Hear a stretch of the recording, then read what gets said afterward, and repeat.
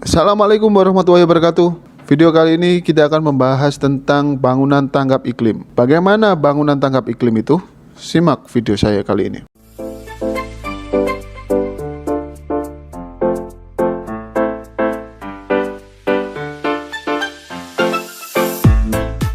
Dalam 100 tahun terakhir, suhu bumi rata-rata telah meningkat sebesar 0,6 derajat Celcius. Tahun terpanas yang pernah tercatat dalam sejarah adalah 2005, 2003, 2002, dan 98. Sejak tahun 1990, suhu udara rata-rata di Indonesia meningkat sebesar 0,3 derajat Celcius dan diperkirakan hingga 2100 nanti akan ada kenaikan sebesar 6,3 derajat Celcius secara global. Hal ini terbukti dengan adanya foto kolase tentang pencairan es di pegunungan, termasuk es di kutub yang semakin mencair sehingga dikhawatirkan akan banyak sekali hewan kutub yang akan punah.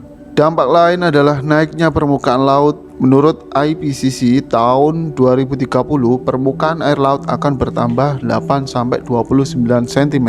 Untuk Indonesia, tahun 2070 akan diprediksi permukaan air lautnya akan meningkat 60 cm. Pada tahun 2070 diprediksi sekitar 800.000 rumah di tepi pantai akan dan harus dipindahkan. Diperkirakan 2.000 pulau di Indonesia akan tenggelam. Naiknya air laut itu berdampak pada meresapnya air laut ke dalam sumber-sumber air tanah yang sering akan kita temui. Banyaknya sumur-sumur yang berubah menjadi air asin. Bergesernya musim yang menyebabkan terjadinya musim kemarau panjang, gagal panen, krisis air bersih, kebakaran hutan. Tahun 1998, 5 juta hektar hutan terbakar akibat El Nino. Berubahnya pola curah hujan ini menyebabkan intensitas curah hujan meningkat di atas normal. Periode hujan semakin singkat sehingga banjir, tanah longsor, dan badai semakin sering terjadi. Berbagai kegiatan manusia menghasilkan emisi yang disebut gas rumah kaca, antara lain gas karbon dioksida, gas dinitrooksida, dan gas metana. Hal tersebut dihasilkan dari penggunaan bahan bakar fosil pada kegiatan industri, kendaraan bermotor, dan pembangkitan listrik. Bagaimana pencegahan, pengurangan perubahan iklim dan pemanasan global? Harus disatukan dengan membuat sebuah lingkungan buatan yang ekologis. Sadar ekologi dengan mencegah karbon dioksida terlepas ke atmosfer, memelihara pepohonan dengan menanam pohon lebih banyak, serta menumbuhkan kepedulian pelestarian alam. Sadar lingkungan dengan melakukan kegiatan yang tidak membebani lingkungan. Sadar energi adalah kesadaran dalam menggunakan energi, misalnya hemat dalam pemakaian listrik, bangunan sadar energi, dan sebagainya. Sadar produk hijau adalah upaya nyata penggunaan bahan-bahan ramah lingkungan. Kriteria bangunan tanggap iklim beberapa versi dari lembaga dunia. BREEAM, acuan bangunan hijaunya meliputi LED. Pencetusnya adalah United States Green Building Council. Adaptasi pintar bangunan tanggap iklim. 1. Meminimalkan perolehan matahari langsung, menghalangi radiasi matahari langsung agar tidak masuk ke dalam ruangan yang bisa menyebabkan efek rumah kaca. Misalnya, membuat dinding berongga yang diberi ventilasi pada rongganya. Kemudian menempatkan ruang servis pada sisi jatuhnya sinar matahari langsung timur-barat. Memberi ventilasi ruang antara atap dan langit agar tidak terjadi akumulasi panas pada ruang tertentu. Panas matahari itu mengalir dengan radiasi. Kemudian agar tidak tertahan di dalam bangunan, maka kita harus membuat ventilasi. 2. Orientasi bangunan utara dan selatan, memanjang timur dan barat. Jika kita dihadapkan memilih tapak yang ideal, maka tapak yang ideal adalah menghadap utara dan selatan, karena sisi timur dan barat itu adalah sisi yang paling banyak terpapar oleh sinar matahari.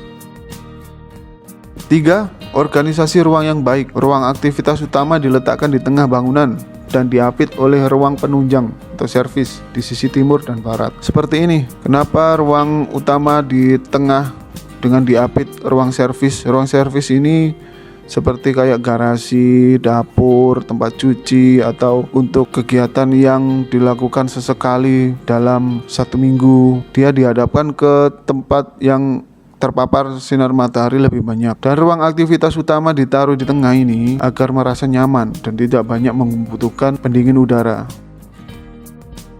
4. Memaksimalkan pelepasan panas bangunan. Pelepasan panas pada bangunan melalui 3 proses, yaitu radiasi, konduksi, dan konveksi. Radiasi pelepasan panas terjadi pada malam hari. Konduksi pelepasan panas mengalir melalui atap, dinding, konstruksi, dan ke tanah. Konveksi terjadi setiap waktu di mana angin selalu berhembus dari suhu rendah ke suhu tinggi. 5. Meminimalkan radiasi panas dari plafon. Ruang antara plafon dan atap diberi ventilasi agar panas tidak terperangkap di antaranya. Ventilasi bisa berbentuk seperti roster sehingga aliran udara bisa keluar masuk untuk mendinginkan suhu dalam ruang. 6. Hindari radiasi matahari masuk bangunan atau mengenai kaca, karena kaca bisa meneruskan gelombang panas dan menyebar ke sekitar, terutama di dalam ruangan yang bisa menyebabkan efek rumah kaca. Penggunaan material kaca harus kita minimalkan, apalagi pada bangunan di iklim tropis seperti Indonesia, karena jika kita menggunakan material kaca maka pengawaan buatan juga akan semakin tinggi dan semakin menguras banyak energi.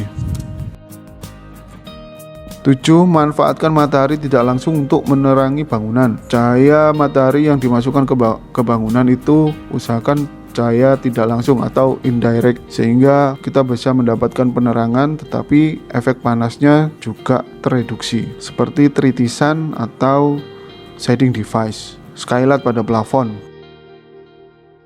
8. Optimalisasi ventilasi silang jika bangunan itu tidak ber-AC. Warna dan tekstur dinding luar bangunan. Warna yang terang akan memantulkan panas dan warna yang gelap akan menyerap panas. Dinding luar lebih baik berwarna terang agar tidak menambah panas di dalam bangunan. Rancangan ruang luar yang baik atau landscape. Meminimalkan penggunaan material keras, beton, aspal, dan penutup permukaan halaman. Material keras yang terkena matahari akan menaikkan suhu di sekitar. Terima kasih. Saya sampaikan. Assalamualaikum warahmatullahi wabarakatuh.